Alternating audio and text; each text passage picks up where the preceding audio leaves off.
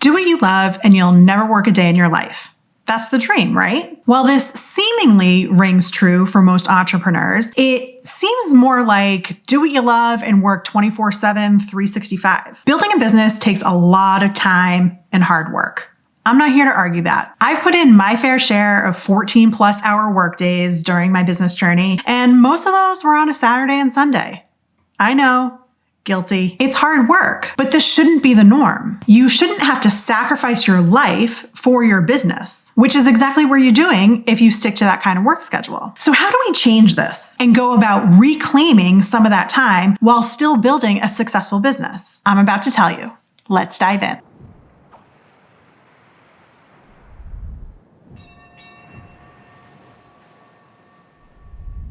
Hey there, I'm Heather Harris, founder of Copper Bottom Design Co., a boutique product development agency that specializes in planner design and overseas manufacturing. I've been building Copper Bottom Design Co. since 2016, and I've been designing planners since 2004. So I know a thing or two about planning your days and building a business. And there are two things I know to be true about your workflow. Number one, not all of our tasks are worthwhile. And number two, working more hours doesn't equal more revenue. Yep, not everything we do during our work week is going to move our business forward. And throwing more hours at it isn't going to help. Trust me, I've tried. About 2 to 3 times a year, I like to reassess my personal and business schedules. This usually coincides with the beginning or the end of a school year because when the kids' schedules change, my schedule changes. And I reassess in January because new year, new start. Don't you just love the fresh start that January brings? Hit that like button if you're with me. I go over my first step of this planning process in last week's video, so go ahead and check that one out when you get a chance. In this next step, I like to tackle my tasks using the 80-20 rule, or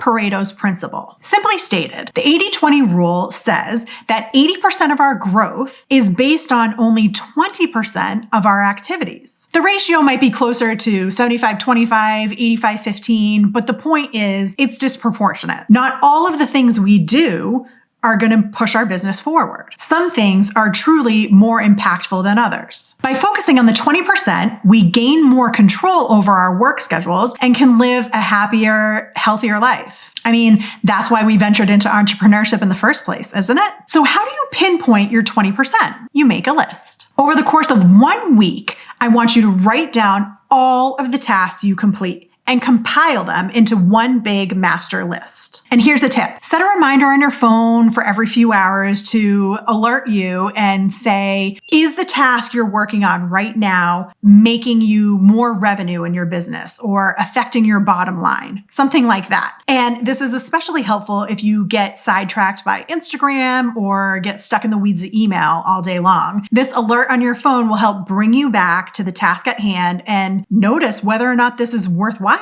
Okay, so weeks gone by, you have your master list of all the things you complete in 1 week. And I'm sure it's a little eye-opening. Mine was scary. Now, for each task, go down the list and ask yourself these 3 questions. Does this task generate revenue? Is performing this task the best use of my time? Do I enjoy this task? Anything you answer yes to for all 3 of those questions goes on your 20% list. These tasks are going to contribute to your business growth. They're within your wheelhouse and you love doing them. Check, done. We like these tasks, we're keeping them. Everything else goes on your 80% list, and this is where you have to start making some decisions. I want you to apply one of these next 3 options to each task on your 80% list. You're either going to eliminate it, automate it, or delegate it. I want you to treat them in that order. Eliminate, automate, delegate. As you glance at the list, you can probably quickly determine things that can be deleted altogether. And I love this part. I feel like Oprah. You get eliminated and you get eliminated and you get eliminated.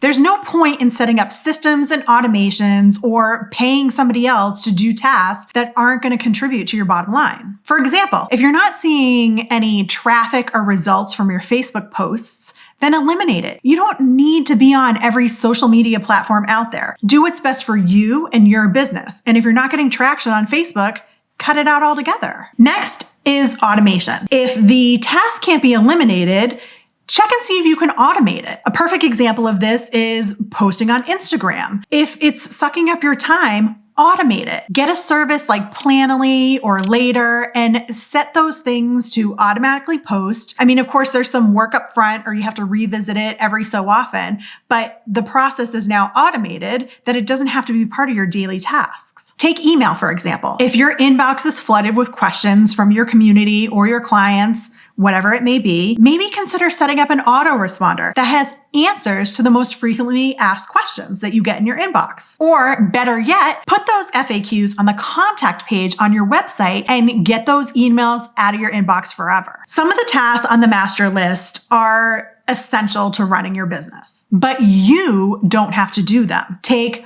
bookkeeping, for example, needs to be done, but if you don't want to do it and you hate doing it, then outsource it, delegate it. Somebody else will probably do a better job at it anyway, and your business will improve because of them. This is something I sat on for a long time because delegating means hiring somebody, and hiring somebody is scary. But my tip to you is hire somebody who can help contribute to revenue growth. This person will complete tasks that bring in income. For example, hiring a designer to design more products for your product line that you're going to sell in your shop. This might be an upfront investment, but that investment is going to get you more revenue in the future. So in the end, you'll end up making money off of this hire. Win-win. If I had a product-based business, this is one of the first things I would outsource if I didn't have the skills myself. There's a better return on investment when you concentrate on creating the perfect product line from the very beginning, which is something I'll be talking about in my next video. So hit that subscribe button and the bell so you can be notified when that comes live. So are you going to try this exercise? Leave a comment below when you do. I'm so curious on what you're going to eliminate, automate, and delegate. And if I've further inspired you to gain control over your task list, check out the video I mentioned earlier. I'll put it up here so it's easy for you to find. In that video, I teach you how to survive the work week by scheduling your personal priorities first and letting work fill in the gaps. Revolutionary,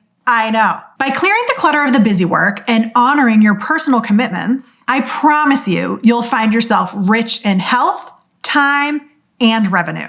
See you next time.